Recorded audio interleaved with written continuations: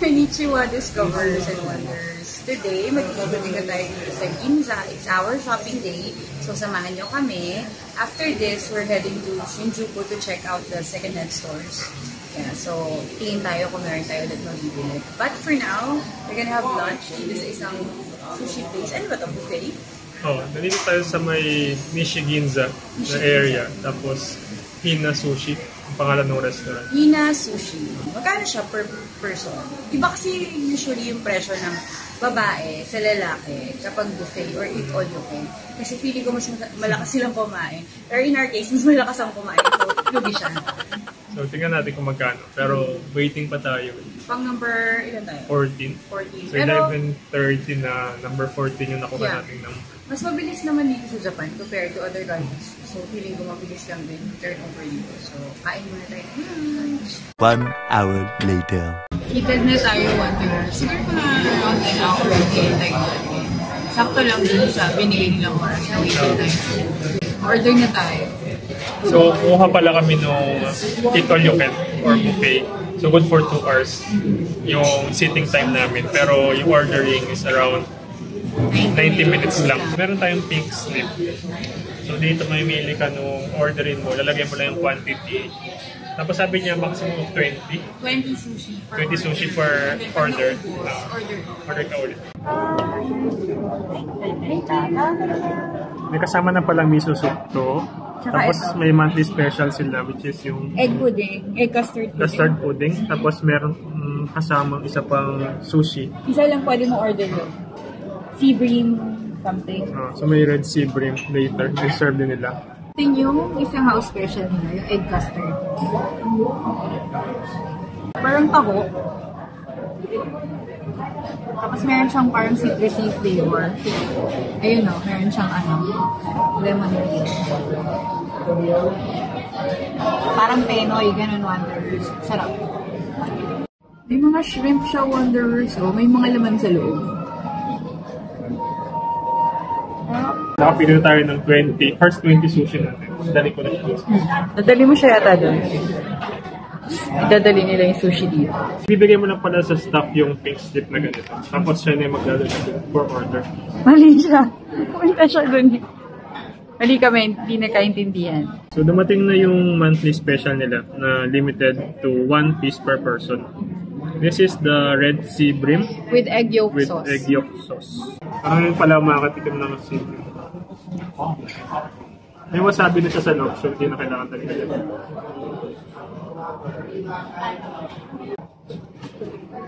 Sarap. Ito na yung first 20 sushi namin. Kakamukha yung iba, pero iba-iba yan. Iba 2 pieces yung order namin, iba 1 piece lang. Ito na yung second batch na order natin. Order tayo ng mga hindi natin na-order kanina. So may mga crab, may shrimp, squid, octopus. Ano to? I think that's crab butter. Tignan natin. Ah, yung nasa ulo. Siguro. Ooh, yummy. Kaya natin. Meron akong tuturo sa inyo, Wanderers, para hindi masasawsaw ng mabuti sa toyo. Nakita ko lang to sa isang Japanese vlogger. So, kumuha siya nung pickled, ginger. Gagawa niya sa toyo, and then nilagay niya dyan. Tapos, kainin mo siya. Hindi na masusok sa kanin yung... Amazing! Ay, hindi masusok sa toyo yung kanin. Third set na Wanderers. Start na ako mapusog, grabe. Saka hindi siya yung hindi siya yung maliliit na sushi sa mga conveyor belt. Malaki talaga pati yung serving na pan. Ang bubusugan. Kaya pala winarningan tayo kanina na malaki daw yung serving. Favorite ko itong tamago saka yung sweet shrimp. So sweet shrimp na lang muna tayo. Sarap na. Last bite. Busog. Sarap. 2 hours later. Ito na tayo sa Ginza. Pamasyal na tayo. Puro high-end yung shops dito. Kita mo yun yung flagship ng Balenciaga. Then may Hermes. Ah, may cherry blossoms pa, oh.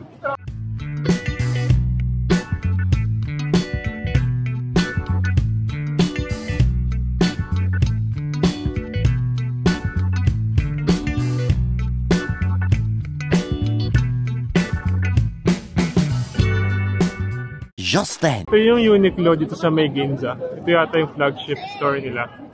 12 floors yan.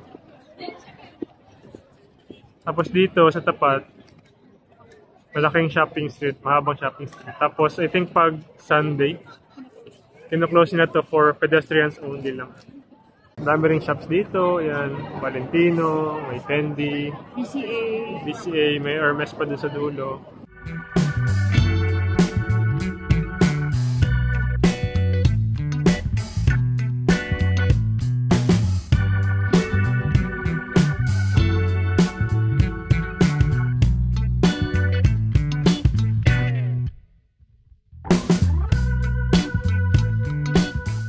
Sobrang laki nitong Uniqlo Wanderers. Naghiwalay muna kami ni Nico.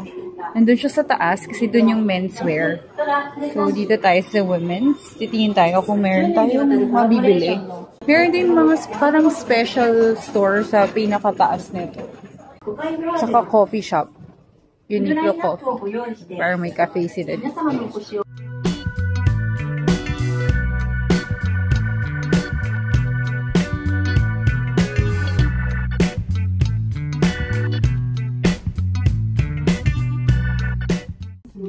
Fashion nila dito parang relax na chic. So, hindi masyadong makulay, wala masyadong loud colors, parang mga neutrals, ganun. Tapos pag nakakasalubong ako ng mga babaeng Japanese, para silang always put together, ganun. So, ang ganda, nagagandahan ako sa fashion nila. Sobrang laki. Naka-overwhelm, pero ang saya kasi shopping, diba? Ah, ganda nito. Ayan. I like it. Oh, nako. Mukhang ako na naman ang makakabili. Pag pumapasok kami sa Gio tsaka sa Uniqlo, ako yung nakakabili. Si Nico yung may balak bumili, pero ako yung nakakabili. Ha, nakakabudol talaga dito sa Japan yung mga Uniqlo tsaka yung Gio. Ito yung mga special items na dito lang available sa Ginza store. I'm off around each floor. For shirts. You want a Campbell's tomato soup shirt? Baba na tayo sa 3rd floor. Tingin tayo kung doon meron. Parang pare-pareho lang naman din yung ino-offer nilang mga items. Kaya lang dito sobrang laki. Saka sobrang dami sigurong stocks.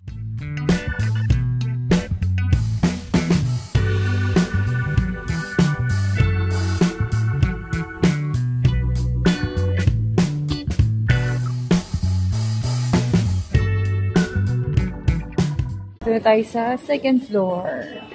Ganun nga lang, Wanderers. Parang paulit-ulit lang. Marami lang available na stocks. So, per floor, makakuha naman kayo kung ano yung gusto nyo. Kaya lang yung may mga designated din na mga, ang tawag dito, clothing per floors. Like yung sa 4th or 5th floor, puro ano siya. Puro pants. Ito na tayo sa 1st floor. May mga tinda silang mga fresh flowers dito. Ang galing. Ayan. Ayan. Ito mga shirts, peanuts, Snoopy. Ay, may Miffy! Parang gusto kong bumili ng Miffy. Favorite ko si Miffy. So, dito yung mga t-shirts. Ayan.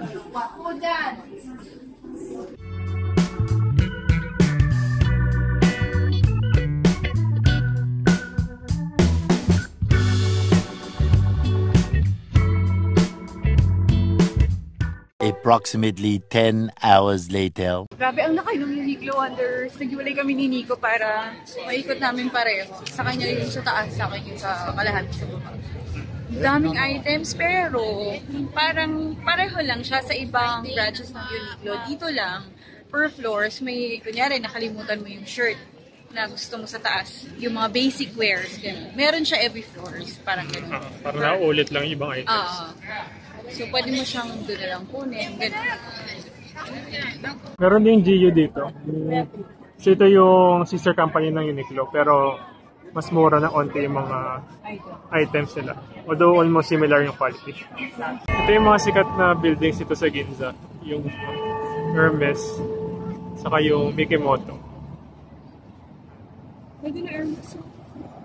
So yung kabilang street na yon, closed din siya for cars, so for pedestrians lang din.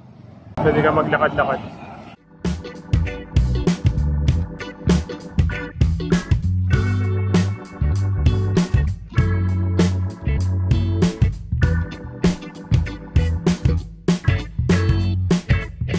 Laki nito. Ang daming pwedeng bilhin. Napakadaming shops. Tapos marami pang branches ng shops. Yeah, hindi lang isa. Kung na-miss niyo yung isang branch, meron sa susunod. Except dun sa mga luxury, no? Sa mga flagship store ng luxury brands. Punta tayo sa CDG. Ay, may nakabudol na pala kami. Ayun, no? Pakita mo. CDG. Hindi talaga pwedeng lalabas ng empty-handed ka kapag papasok ka ng GU. Ang ganda dito, no? Itong area na to. Parang likod. Pwede pagtawid no busy side ng Ginza. Ito medyo quiet. Oo. Nahimik yung area dito. I think bandang Marunouchi na to. Ito na yung CDG. Katabi ng Rimowa. Ito yung flagship store nila, no? I think so. Ito yung pinakamalaki nakita ko so far dito sa Ginza. So, maliit na shop lang pala yung CDG dito. Sabi niya, meron pa daw doon sa kabilang street. Sa kabilang block. So, lakad pa tayo dito. Hindi masyadong busy dito. Pero may mga, ano rin, almost same din yung shops. May Hermes. Yan. May Hermes din here. May Rimowa, may Dior din. Wonders.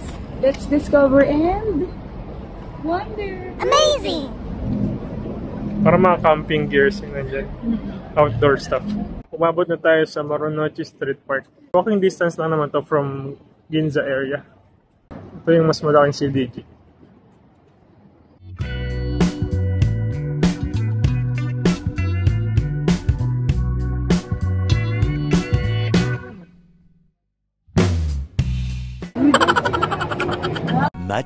Much later. Dito na tayo sa Shinjuku. Daming tao. Dami rin tao dito. Weekend kasi. Bali, siguro mga around less than 20 minutes away siya from Ginza. Tapos isang ride lang siya.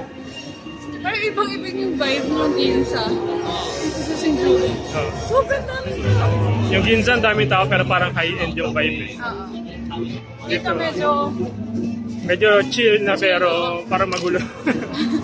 Dami rin kasing tao. Tingin tayo kung ano meron dito. Gucci din.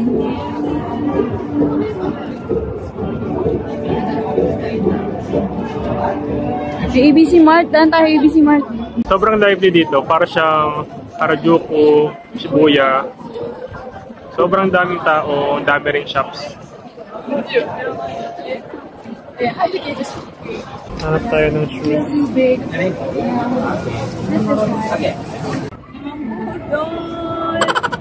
Nakabili na tayo. Ang nabili natin ay New Balance. Kasi mura siya dito.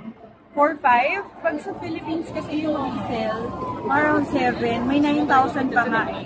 Wala na rin ako makita ng burgundy. Pero gusto ko rin yung green yung hinahanap. Pamura siya, 4,500 lang siya. So mura yung New Balance. Tapos Sambas meron din. Mura din Sambas dito.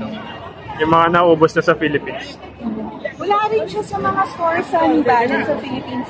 Yung 327 na ganito. Yung mga chunky. So, dito ako nakahanap. Nakita na naman siya ng Comello. Tindahan ng mga second-hand luxury items.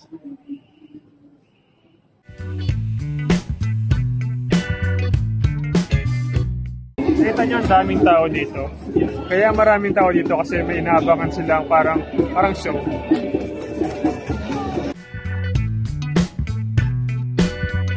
So ayan yung pusa. Para siyang sa BGC. Yung 3D cut. Yung original Wonder. Ito yung original. Kaya inaabangan ng mga tao. Tapos yung katabi niya, cat cafe tsaka pet shop. So saktong-sakto lang sa mga pet lovers. Ang Lakad-lakad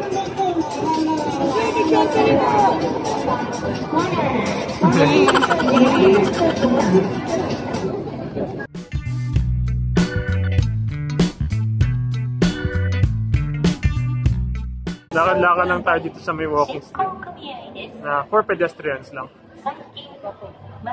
Sobrang lively ng district na to. Pasok na tayo sa Watch. Ito pa ang isang second-hand shop. Watch Nyan Group. Yan, may mga watches. May mga bags. Mostly sa mga second-hand shop dito, puro LV.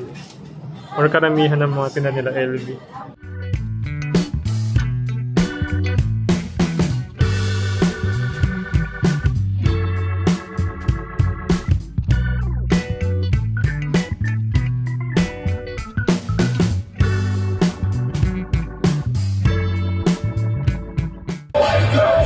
Ito naman Alpen Tokyo for sports. May mga MLB merchandise dito. Ayun, may Otani. Saktong-sakto. The highest paid ever. Na tayo sa center ng Shinjuku. May Taito station din dito. So yun yung Donkey. Yan, daming shop sa kainan dito. 1 minute, 37 seconds later. Yan, naglalaro na naman kami dito. At nakakuha kami ng code. Paano kaya namin uuwi lahat ng price? Patawid na tayo dun sa may Donkey. Pero kung nakikita nyo dun sa may left corner, may someone or may something.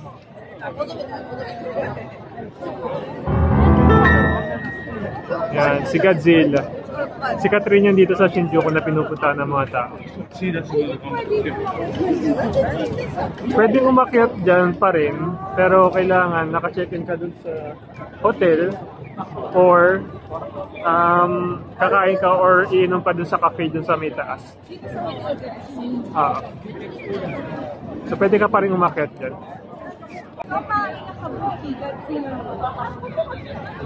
Yan pala yung pangalan niya. Godzilla Road, Kabuki. Yan, wala rin mga cars dito, so pwede kayo maglakad-lakad free. Dami rin nagpipicture dito kay Godzilla. Tapos yung iba umaakit pa. Ito na yung show ni Godzilla. Kung ayaw nyo umakyat, zoomin nyo na lang.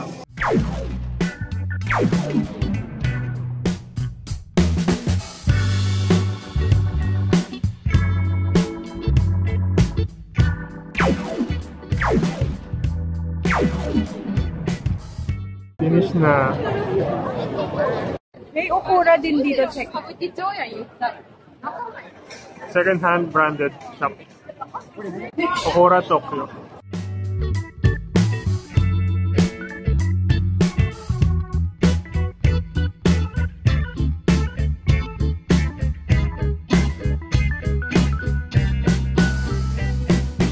Daiko kuya. Dito maraming Hermes. Small yung siya.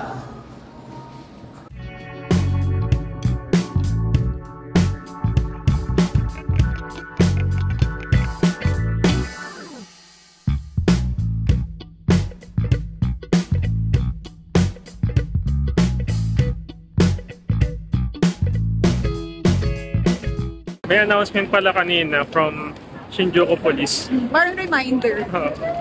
Parang dito raw sa area ng Shinjuku, maraming restaurants na nag-overcharge or parang may mga hidden charges. So ingat na lang daw kung kakain kayo dito. Sikat kasi dito yung mga yakiniku.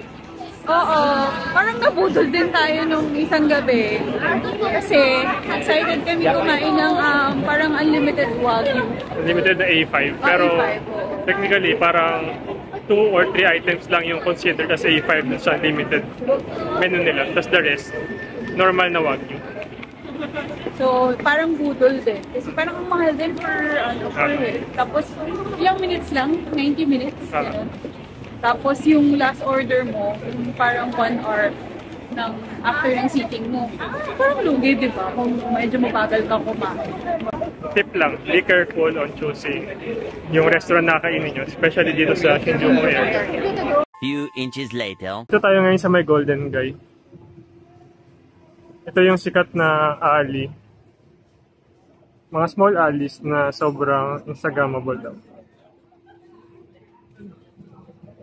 Yung parang cyberpunk. Puro mga bars and restaurants dito. Tapos may mga maliliit na alleys in between. Siguro kung trip nyo gumimik na medyo malayo sa Shinjuku Central area, pwede kayo dito.